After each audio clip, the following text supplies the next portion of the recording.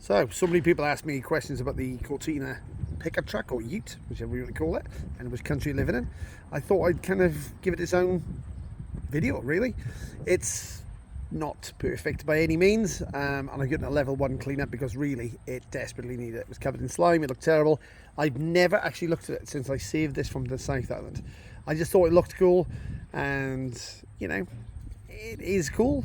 It's never going back on the road again, but it would make somebody a really fun little farm ute or something like that.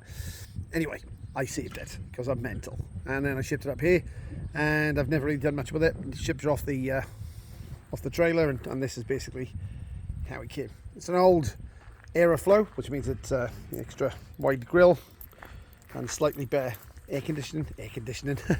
So better vent flow through the cab on them. Cortina Mk1, and it's been more than slightly customized into a ute. Now that follows a tradition really of Australia and New Zealand making cars into utes or utilities or pickup trucks, whatever you want to call them. Like back in the early days of utes, or back in the early days of cars, Australia used to convert out whatever was the most reliable car to go into the outback to go, you know, prospecting, diamonds, gold, opals, I think, things like that. So what they used to do is they would convert things to go out there. The most reliable car at the time was Rolls-Royce Silver Ghost. So back in the old days, Rolls-Royce Silver Ghosts were owned by mining companies, contractors and people, especially when they were second hand, and actually chopped into utes and driven out into the desert because they were the most reliable form of transportation that you had then. So the best car in the world was a Rolls-Royce, and making it even better was making it ute, so you could actually go and take it out in the middle of the outback and make some money for it. Now, this is following that tradition. There wasn't that many utes around.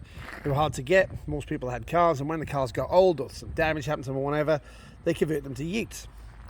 They did this with Mark III Zephyrs and Zodiacs and Cortinas and all kinds of things you see with this homemade sort of chop into the back. So they're actually pretty useful for, you know, loading bales of hay in, driving stuff around the farms. I know Europeans don't really have the sort of tradition with pickup trucks that Americans and Aussies and New Zealanders do. But really, they are immensely good. Once you've got one, it's really hard not to have one. I mean, I've always had one since I've been here, and I'm converted. It's so easy to throw stuff in the back. Now this obviously started off life as a Mk1 Cortina Super, which is pretty cool. And it had a very cool paint job actually at one point in time. So it was gold and blue, and I think it's always been that light, oddball shade of blue, which you can actually see in the back of it still here. But then this was on the road. This car was actually used as a ute. Like most of these things only ever make it as far as farms, things like that. But pretty loose regulations back in the 60s and sort of 70s made them able to go on the road. So if you had a road legal version of this, you just chop the back of it and off you went. See, this is part of the reason you can tell it was done like that. They made some effort to actually make it. You could put a tonneau cover on it and stuff like that. You know, they actually made an effort, and this all here, this framing, would have been for them to put a deck in it. So it would have had in here. This would have been wood over the top of this, and that's what they've had. Of course, this not being a car, no, you still used to floor pans, and back in the floor pans, the back of the floor pans rotted out. Sills are pretty rotten on this on the outside, but actually it's not that terrible. It's actually pretty reasonable for a Mk1 Cortina. I mean, if this was the UK, you'd really think this wasn't bad. Oh, it's got the stiffest door handle in the world.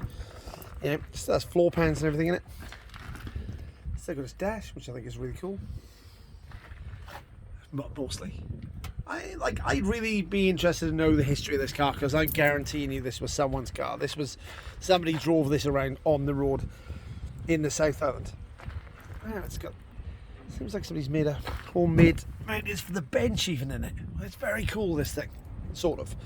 You can see this with the Aeroflow vents used to run out of it. It's solid around the roof. You can see the interesting way they've made the roof here. That's obviously the back of the Cortina, tilted forward, chopped up and fitted in to the B post. You see it clearly in here, look, if you look at it. They actually did like a reasonable job of it. This is the package tray, look. You know, it's actually not bad. This is a column shift manual, this car would have been. So it would have been a 1500 column shift manual. Interestingly enough, because Cortina's really rotten a lot around the front. This car, if this car was actually still a four-door, I'd consider thinking this car would go back on the road. Look, usually these are rotten in here in the UK and Europe, but it's been a New Zealand car. It's not actually that bad. It's like surprisingly good. Would have been a 1500, I guess, in this. I can see there's this very homemade exhaust, but I've got a cross-flow motor, and I'd like to put it into this. I think it would be like a really, like I said, a fun farm car. However, that being said, this unfortunately is a limited zero bunny channel, and you know, the thought of putting some sills onto this, well, I don't know, even getting it running might be a little bit budget conscious. You flip that upside down, or am I just imagining that? Anyway, putting this car together on this channel may be something that's a little bit far for us, or maybe somebody else might want to save it. I've got a lot of things going on personally in my life right now, so I'm kind of unfortunately cutting down a lot of my cars in stock to do something else. I'll still be doing the channel, of course. We'll still be driving around and showing you cars and doing things like that, but yeah, a lot of this thing is I'm still stuck in the UK dealing with my mum's old farm.